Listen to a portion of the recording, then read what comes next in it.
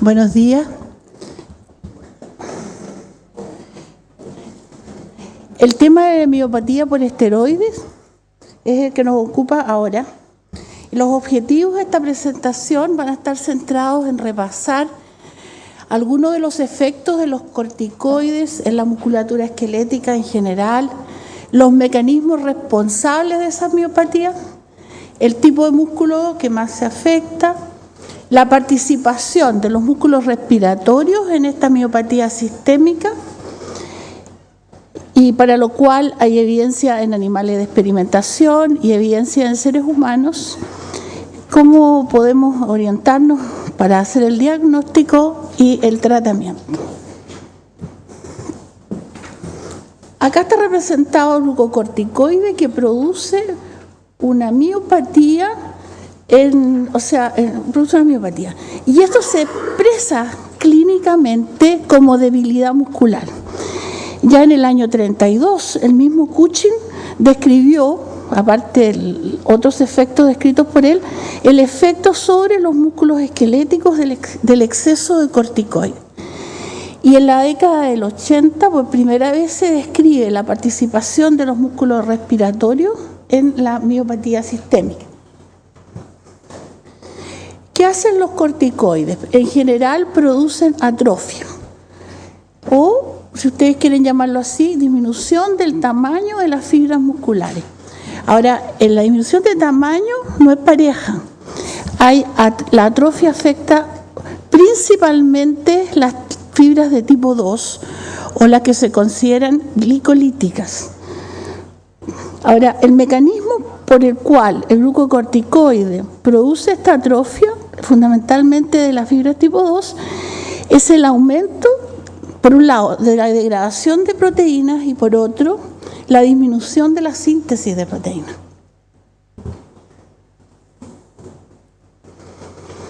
Esto un poco está hecho para el diafragma, pero es válido para cualquier otro músculo esquelético, el cómo se clasifican las fibras musculares. Hay varias clasificaciones. Si ustedes se fijaron ahí, yo usé las dos terminologías, glicolítica o tipo 2, en contraposición a las oxidativas o tipo 1, en relación a cómo se tiñen en ambientes de pH distintos. Por ejemplo, aquí aparece que a este pH la fibra tipo 1 se ve de esta forma. Cuando se cambia a este otro pH, cambia a esta otra tinción y así sucesivamente con una batería de pH. Esa es una de las formas de clasificación. La otra forma es con anticuerpos contra las cadenas de miosina, de manera que hay patrones distintos de acuerdo a la miosina que predomina en el músculo. Esta es una corte transversal a través de un músculo gastrocnemio de un conejo. Y estas son las fibras musculares.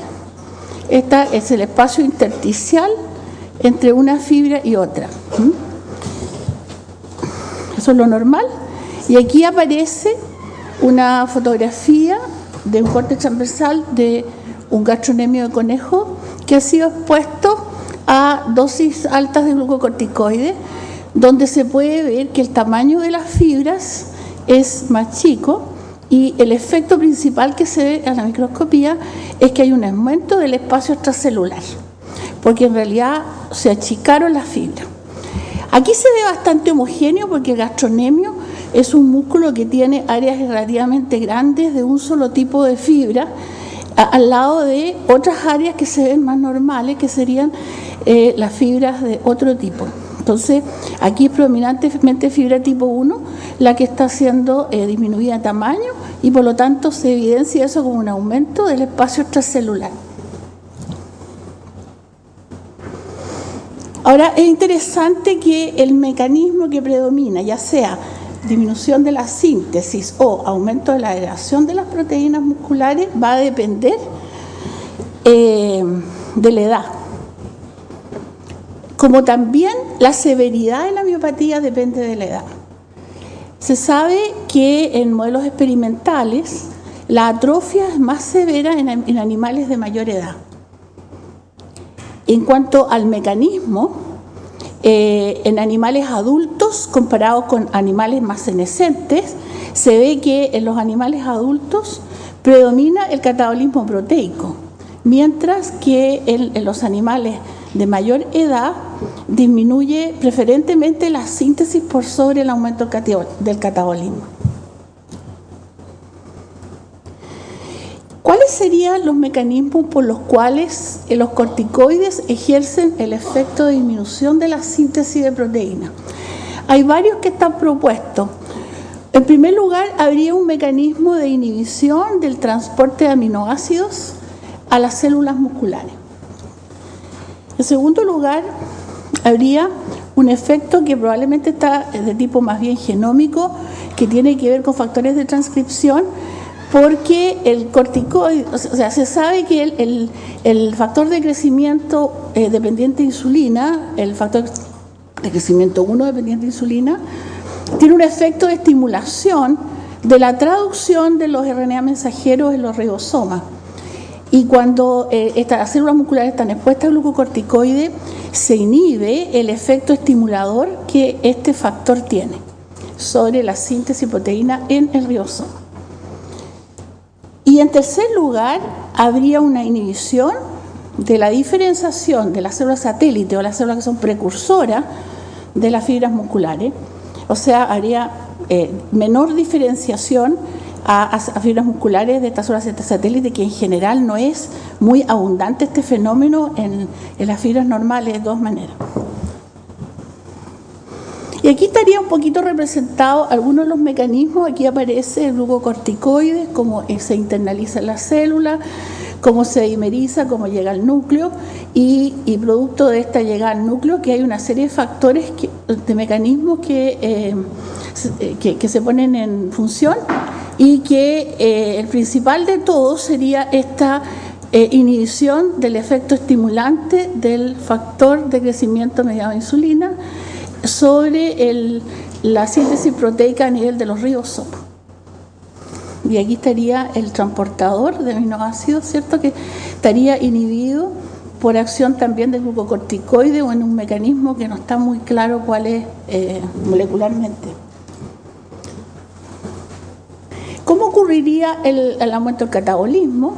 En general, en las células hay varios sistemas que normalmente se hacen cargo de eliminar las proteínas que deben ser eliminadas.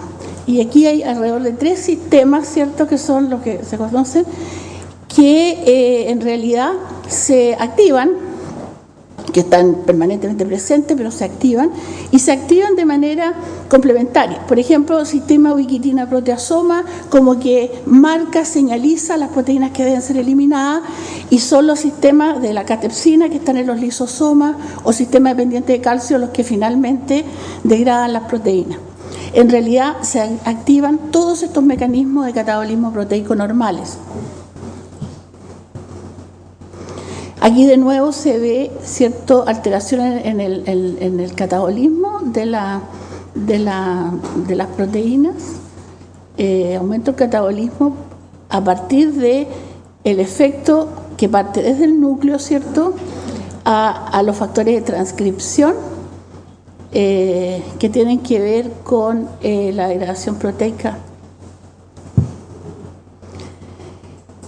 Ahora, es interesante que de los trabajos experimentales se vio que es más frecuente la atrofia muscular con algún tipo de corticoides que con otros.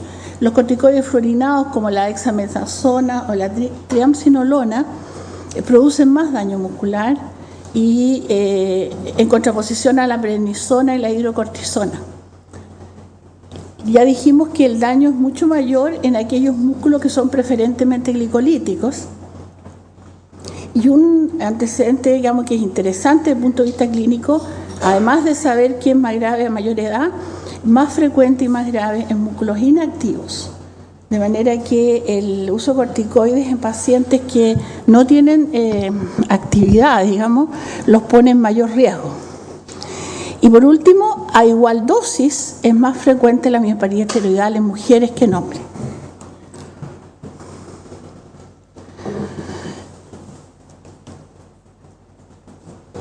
Interesante que en condiciones en que hay compromiso muscular sistémico y respiratorio, uno puede evaluar en qué momento se afectan los músculos respiratorios. Se afectan junto con los músculos esqueléticos en general, o sea, se afectan junto con los músculos de las extremidades o antes o después. Es interesante que aparece primero la miopatía de las extremidades, aparece con posterioridad el compromiso de los músculos respiratorios. Aquí uno podría decir que tal vez tenemos elementos menos sensibles para detectarlo, pero hay otras explicaciones que explican el por qué aparece más tarde el compromiso de los músculos respiratorios. En general, cuando hay compromiso sistémico respiratorio, el compromiso respiratorio es de menor magnitud que el de los músculos periféricos y se recupera antes. O sea, empieza después, se recupera antes y es de menor magnitud. De manera que nosotros podríamos estar alertas, ¿cierto?, frente al compromiso miopático general, de que luego va a venir el compromiso respiratorio y tomar medidas antes y probablemente veríamos menos compromiso muscular respiratorio. Ahora, una explicación de por qué ocurre esto es que, dado que el compromiso de los corticoides preferentemente sobre las fibras tipo 1 o glicolíticas y el diafragma tiene preferentemente fibras tipo 1 oxidativas, fundamentalmente fibras oxidativas, y esas no se dañan con el corticoide, esas fibras permanentemente activas, sumado al hecho que los músculos respiratorios se mantienen activos, harían que se mantuviese la fuerza en los músculos respiratorios.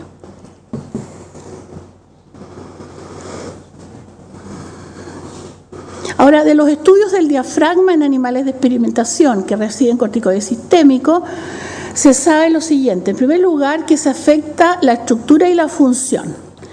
Disminuye el peso del diafragma, se atrofian las fibras glicolíticas semejantes a la de las fibras glicolíticas de los músculos no respiratorios, y un hecho interesante es que no hay inflamación, no es un daño en que participen las células inflamatorias. Y todo esto, ¿cierto?, se va a reflejar clínicamente con pérdida de las propiedades contráctiles. Ahora, la incidencia de miopatía esteroidal es desconocida y además está el hecho, digamos, por la cual es difícil saber realmente el impacto que tiene, es que la sensibilidad individual es variable y multifactorial. Ahora, hay varios tipos de miopatía, hay dos fundamentalmente tipos de miopatía esteroidal.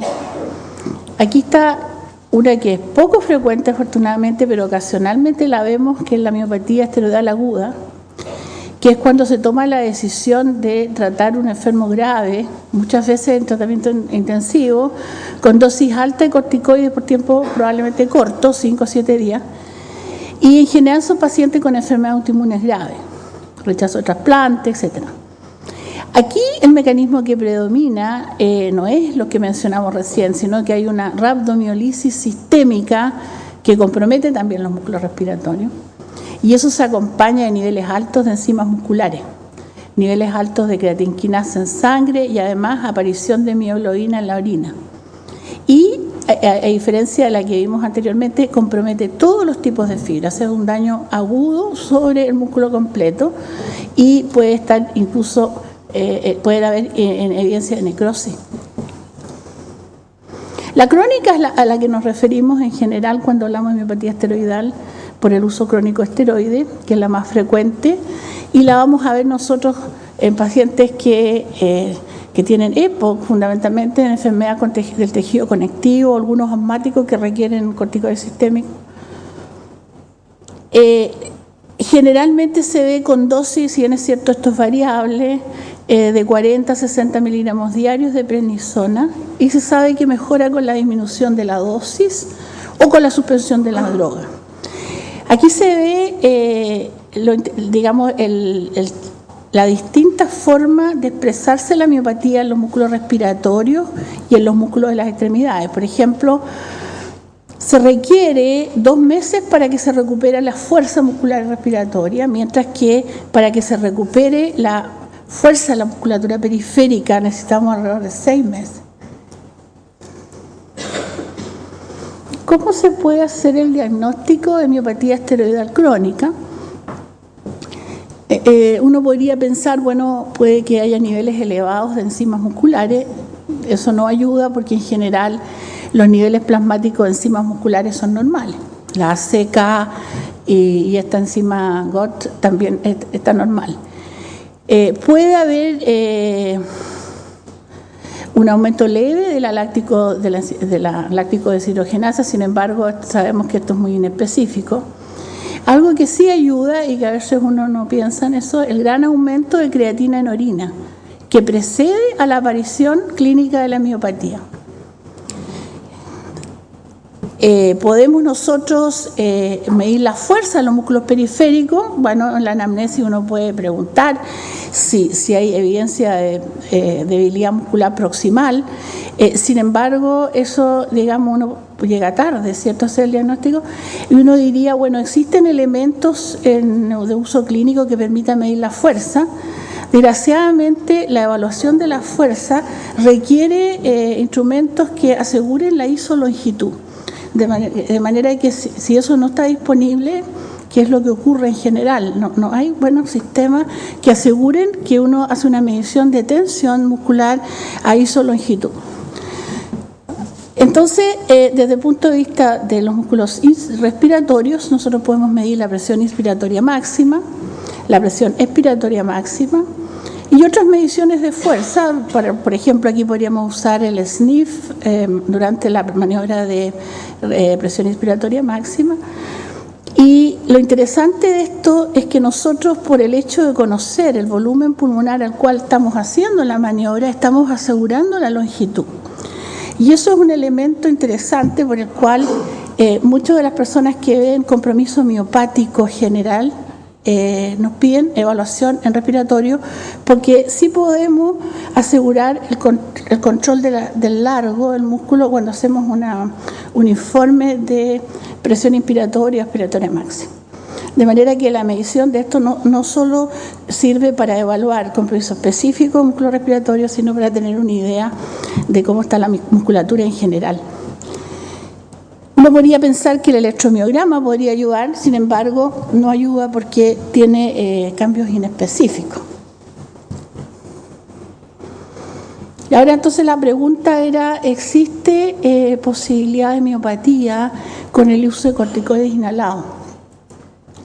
Se presentó ya acá en esta conferencia que las personas mayores pueden tener efectos o absorción del medicamento y efectos en la piel, equimosis, etcétera. Y yo también me hice la pregunta de si había alguna evidencia de miopatía. Encontré 2 trabajos, uno del JAMA del año 99, en que con el uso de corticoides nasales se informa presencia de miopatía, y en el New England Journal of Medicine del año 2004, niños con corticoides nasales más orales en tratamiento por asma y rinitis tenían evidencia de miopatía que mejoró al disminuir la dosis corticoide inhalada. Muchas gracias.